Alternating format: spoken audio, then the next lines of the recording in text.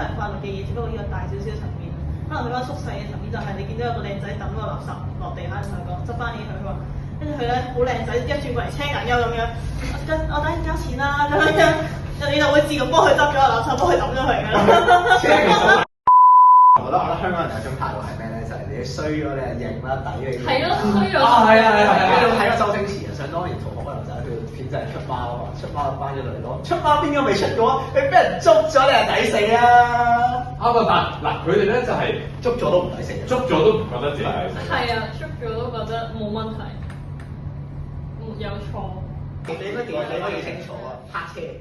泊車上攤就走啦。係啊，我即係我好似拍街咁樣啫嘛。係啊，我都想慳錢㗎。係啊，佢相同原理啫嘛。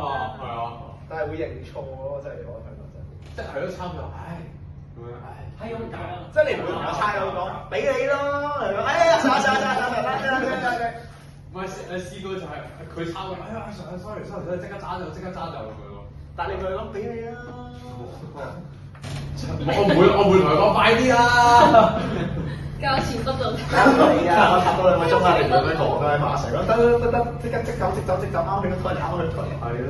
真係㗎，以前係咩話隨地吐痰乞人憎㗎嘛。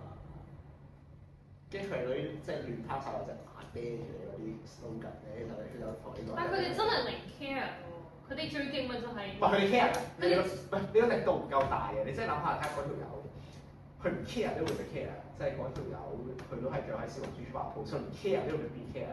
咁佢 care 10幾20次，次都要 care，佢最後都係會玩㗎。唉，好煩啊，不如咁樣做先啦。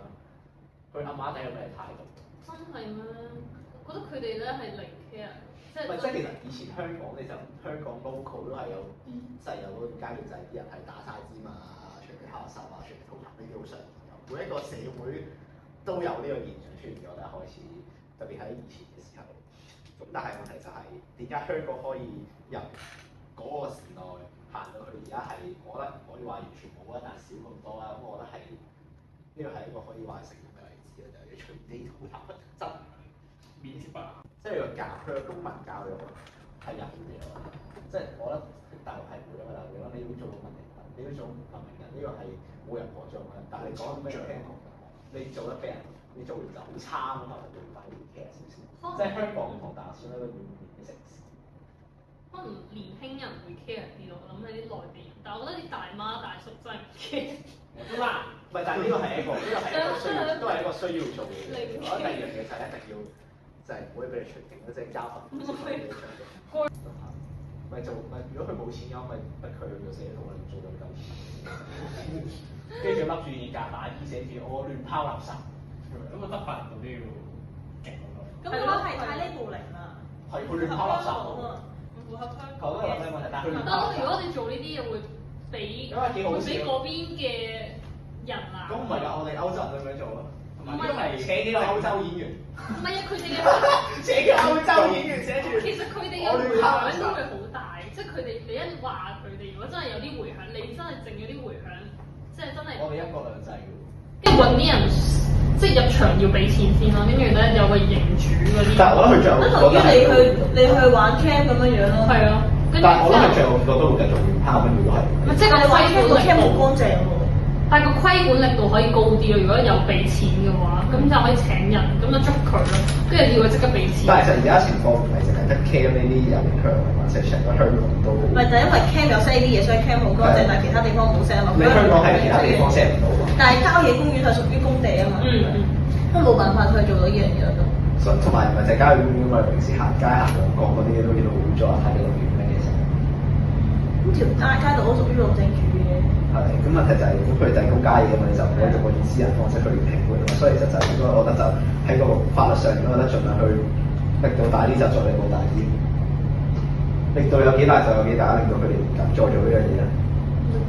即係等同於新加坡咁打 pat pat。係啊，體罰我絕對贊成㗎。你香港冇體罰？香港冇體罰，所以我建議佢哋搞啲做翻啲好例子咯。都要帶一個教練咁樣樣啦，咁可以帶動下，又可以帶動下啲經濟。但係教練佢都係，因為唔知係咪真係。